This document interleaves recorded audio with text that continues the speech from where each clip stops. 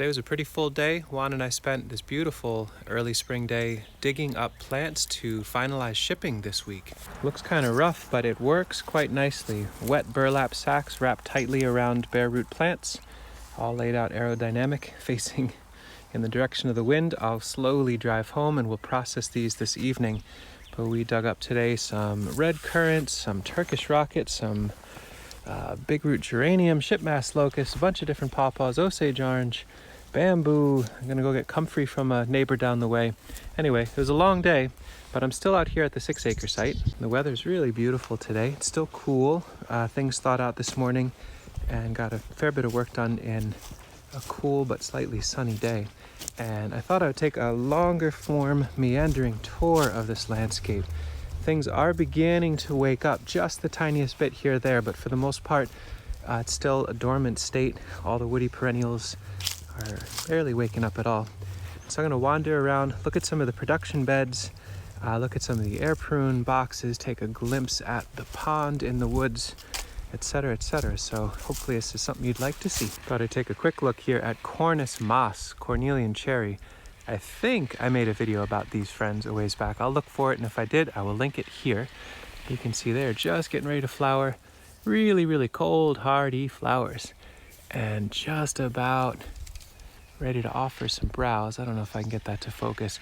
Anyway, a few days out and honeybees will be able to get all over these friends. Really wonderful, deer-proof or deer-resistant, shade-tolerant, fruiting shrub tree. It's really lovely having that flanked on either side of this main pathway into the woods. Went through this winter, once the snow receded, Juan and I went through a couple of our bamboo stands where the bamboos had died back from winter injury and laid them all out so as we plant trees, we can use those stalks for fencing. I'll take a look at that in a little bit and share some notes. We did the video this winter about using a skid steer to make the first pass of developing a pond. I got the berm wrong on the low end here, and so I set up a couple siphons a few days ago and pulled most of the water out and then dug a bunch from down below to get some clay and muck and build the berm up a bit more. And so now it's filling back in again, and this pond is turning into a really beautiful space. There's a pair of mating ducks. I think they were going to mate, a male and a female, that were checking the space out in the morning. So that's really sweet, but boy, it's got a long way to go before it will be filled, which I think will be to around that line until we get that berm a little bit taller. Boy, put your hands in the soil all day and you look like you're 85 years old when you're 41. So dry. Picked out a bunch more of the rocks from down below. It's gonna be fun to design some perennial garden beds and guilds. Really employ these beautiful rocks into those setups. Thought I'd take a look out here on the west end. This is where Juan and I were digging up some plants today. We've got these nursery beds that are far flung all over this landscape. I know it doesn't maximize efficiency to have like a random block of blackcurrants here and then some goji berries over there and sea kale over here, but it makes it a little bit more fun to do the work because it's like we're always on the hunt, like we're wild crafting plant material to dig up and package and ship. And today what we were doing was working out in a new block as of a few years ago, 2 years ago, digging up some osage. We'll take a look at that. We got our solar panel here. We aren't quite needing to lift water and store it in our irrigation tanks, but we've got some plans for some big upgrades this year, and I'll share notes when we get there. But anyway, over in this area where we were digging, got a bunch of osage. You can basically see this is where each fruit last spring was rotten and smeared out. That's the trees that come out of a fruit. Pretty amazing. Anyway, got a bunch of osage and a whole bunch of pawpaw today out of some beds. I'll walk over and take a look at the pawpaw in a moment, but I thought I would glance at this pond. I think this is another one I documented back in 2020 when we hand dug this. A lot of fertility in here for sure, and a fair bit of algae on top, but it's nice and clear down to the bottom, and we definitely saw some frogs in here recently, which was really nice. There's duckweed and Korean celery, an aquatic perennial celery planted in here. So we'll see if that perks up this year. But we're going to wait a little while longer, and then when we're past threat of real frost, we'll start filling these cisterns with solar panels and get our irrigation system online. It's going to be really exciting to have lots and lots of water available for this growing season. There's little pools of water absolutely everywhere. We're at the peak water holding moment in the landscape, but with all the channels we have dug and the holding pools, the ground is definitely moist and soft, but it's not completely muddy, and the drainage is starting to work so that we can get into some of these beds. This is the pawpaws I was going to talk about. This was a bed we set in motion 2 years ago. I'd have to look at it. Maybe it's the spring of last year, actually. Just smeared out tons and tons of rotten fruit covered in wood chips. And we just dig out these bands of plants. But you can see these are all seedlings we still have to dig. We'll let these grow for a second year in here. It seems obscene to have them this close, but they seem to not care. We're in a cooler late day shade, looking to the west there, so they get to relax in the late day, which seems to be their absolute preference. And we might have a few thousand in this 4x12 bed, and we only dug up maybe 10% of this bed for the shipping we need to do this week. It's amazing how high density and low maintenance some of these propagation systems can be. It's hard to know where to look in this landscape sometimes. In this time of year without much flower or leaf, it's more about the form, I guess, than the plant level in some of these ways. But I thought I'd look at these ponds out here. You can see that's the buried metal drum that I can drop a pump down in the bottom of to lift from. And while we had the bobcat here and I was doing the work we were doing the work for the other pond, went through and dug this. It's amazing how fast that can go. We basically got another little mini pond here and put the topsoil on to cap a bunch of hugel mounds so they're going to be ready for production this year, and then took the subsoil and built up a nice berm so we can move a tank up on higher. We can flatten that out and actually have our water stored higher for a better gravity feed. It's amazing how much water is in this landscape. It is in some areas approaching more water than land. Probably not absolutely ideal for the ability to grow lots of different nursery plants, but sure is what this landscape seems to want, at least certain times of year. And I love just having all of this reflection and all these little pools and tadpoles floating around. It just feels really sweet. Really hoping for a strong year in seaberry production. Sea buckthorn. We've got some really potent males ready to make a ton of pollen in this area.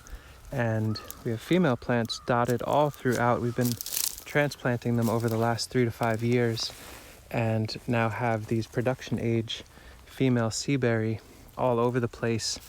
Last year we got a fair bit of fruit. I feel like this year we'll get a whole lot more. And starting to do some trials of seaberry with future successional plants. So this is a grafted plum. And so this will, to the north of the seaberry, will eventually be the overstory element here. But in the meantime, we get the fruit from the seaberry, and the seaberry provides nitrogen to the plum. Same pattern, just a little ways down here. This is a grafted plum that is a pollinator to the other one, with a female seaberry to the south to provide nitrogen and an early crop. And in this case, we added a thornless blackberry, which gives us an even earlier crop and can use the seaberry as their trellis. So instead of having an explicit vine layer, we have a cane layer that's vine-ish. Kind of occupies a similar niche, but a little bit easier to manage. But yeah, nitrogen fixing shrub, later succession, overstory keystone, and a vining or caning layer in the mix. Seems to be pretty darn functional. Thought I'd share some quick notes. You'll see as I'm walking these areas, a huge amount of what look like miscanthus and bamboo everywhere. And something that we've been trialing now for a year. I'm going to share more thorough notes in the fall depending on how this works. But in this case, we've got, this is cherry red. It's a varietal of red currant that's planted out, pitched to the north. We're going to stool layer the new shoots that come up. And in this case, I pushed a bunch of miscanthus stalks. This helps deflect the deer a little bit. When the deer come through, it's kind of noisy. They're sharp and pokey. Red currants, they don't eat very much, so they don't need a huge amount of defense, but it just helps kind of keep them off. Same thing with goji, which we have 2 varieties in here. These are just dead stalks from miscanthus, and they'll help deflect the deer just enough. It's like a fence light, really helps mark where the plants are, and I think it kind of looks nice, and it will just break down and we can throw them in the walkway later on.